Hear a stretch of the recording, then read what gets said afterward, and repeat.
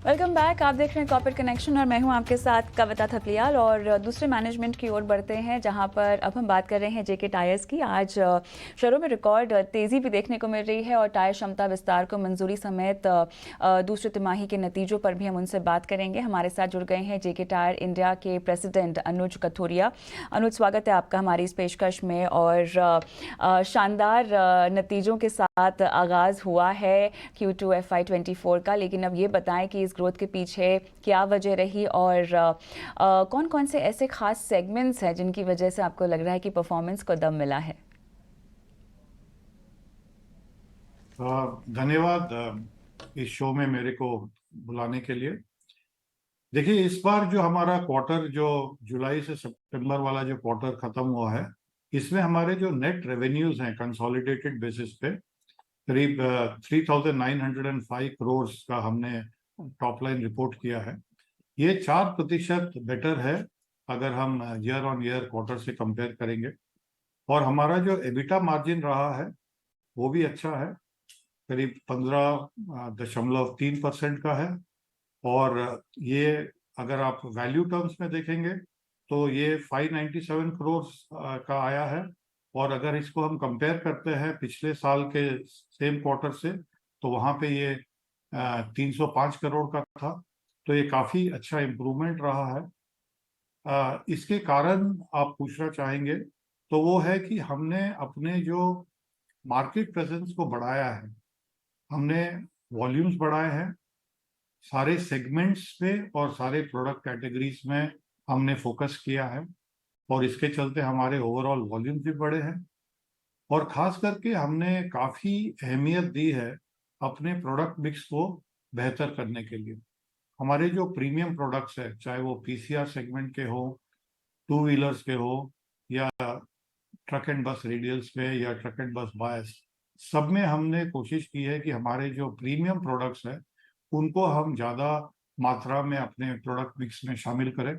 बिल्कुल, यहाँ पे प्रीमियम प्रोडक्ट्स की तो आपने बात की है जिनकी वजह से फ़ायदा होता हुआ दिखाई दिया, लेकिन मार्जिन्स की बात करते हैं जहाँ पे improvement quarter and quarter basis पर आते हुए हमें दिखाई दे रही है। लेकिन क्या ये ग्रोथ तीसरे तिमाही में भी आपको लगता है कि बरकरार रहेगी? और साथ ही RM कॉस्ट बास्केट किस तरह से आगे बढ़ रहा है, इसके बारे में अनुज जानकारी दीजिएगा। देखिए, क्या है कि क्रूड प्राइसेस तो एक एक बात हमको ध्यान में रखनी होगी, क्योंकि ये तो इंटरनेशनल मार्केट से जुड़े हुए हैं। और इसका इम्पैक्ट अगर आता है तो हमको उसको देखना पड़ेगा। और अगर हमको ये लग रहा है, इसका अंदेशा है कि आगे आने वाले दिनों में रॉ मटेरियल प्राइसेस थोड़े ऊपर की तरफ जाएंगे।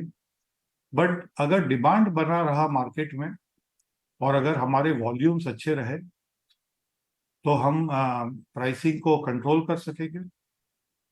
और जैसा मैंने आपसे पहले भी शेयर किया कि हम अपने प्रोडक्ट्स को एनरिच कर रहे हैं, प्रोडक्ट्स को और प्रीमियम बना रहे हैं, बड़े रिम साइजेस के टायर्स बना रहे हैं, बेटर जो कस्टमर्स के लिए जो ज़्यादा अच्छे टायर्स माने जाते हैं, जो कि ज़्यादा फ्यूल एफिशिएंट हैं, जिसमें एक्स्ट्रा माइलेज मिलता है, ऐसे प्रोडक्ट्स के उनके बेसिस पे हम आगे भी कोशिश करेंगे कि हमारा जो ओवरऑल वॉल्यूम, प्रोडक्ट प्रीमियमाइजेशन और ऑपरेटिंग एफिशिएंसी जिसको हम बोलते हैं, जिससे कि तो ये सब अगर अच्छा चलता रहा, डिमांड अच्छी रही, तो रॉ मटेरियल प्राइसेस अगर ऊपर जाते भी हैं तो कुछ हद तक, अब ये तो समय ही बताएगा कि कितना हम उसको नेट ऑफ कर सकेंगे। और कहीं हमको अगर मार्केट में डिमांड अच्छी बनी रही और रॉ मटेरियल प्राइसेस ऊपर जाते हैं, तो हमारी यही कोशिश रहती है कि हम उसको कस्टमर को पास ऑन कर सकें। पर बिल्कुल। साथ ही एक और ज़रूरी चीज़, कैपेसिटी एडिशन को लेकर जो अनाउंसमेंट हुई है, क्या किसी भी तरह का बदलाव आपकी कैपेसिटी जो कि ओवर 19% बाय अक्टूबर 2025 का जो आपने ऐलान किया था, क्या प्रोडक्ट लाइन है और किस तरह से नई फैसिलिटी को भी लेकर आपकी प्लानिंग चल रही है? तो ये जो आपका जो सवाल है, ये जो हमने अभी अनाउंस किया है, ये एक प्रपोजल स्टेज पे है। तो इस पे मेजरली ज़्यादातर ये हम पैसेंजर का रेडियल टायर्स की इस पे बात कर रहे हैं। और ये हमारे बानमोर प्लांट में जो ग्वालियर के पास है, और जो दूसरा प्लांट है चेन्नई, ये दोनों में ही हम पैसेंजर का रेडियल टायर्स बनाते हैं आज। तो ये जो हमारा आज भी, पहले भी हमने एक capacity expansion program last year भी अनाउंस किया था, वो उसमें से कुछ हद तक तो वो इम्प्लीमेंट भी हो गया है, और उससे बिल्कुल। थोड़ा सा निवेशकों के लिहाज से डेट लेवल्स पर बात कर लेते हैं, क्योंकि ये कंसर्न रहा है और नई कैपेसिटी एडिशन के बाद आपको शायद और रिक्वायरमेंट भी होगी। आप इस रिक्वायरमेंट को आगे कैसे अनफोल्ड होता हुआ देख रहे हैं और किस तरह से डेट को कम करने की कोशिश की जाएगी अनुज जी? देखिए, इसके लिए मैं आपको थोड़ा पहले जाके थोड़ा बताना चाहूंगा कि पिछले साल भी ये सवाल आए थे, और हमने अपना जो ओवरऑल डेट रिडक्शन प्लान बताया था।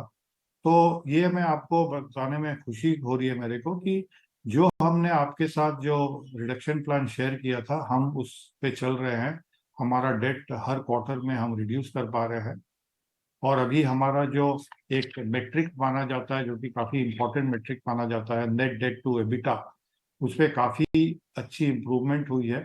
पहले ये 3.4 के करीब होता था, 3.4 टाइम्स। अभी ये कम होके 2.27 टाइम्स हो गया है। तो ये एक बहुत अच्छी चीज है जो कि इसमें कम हुआ है।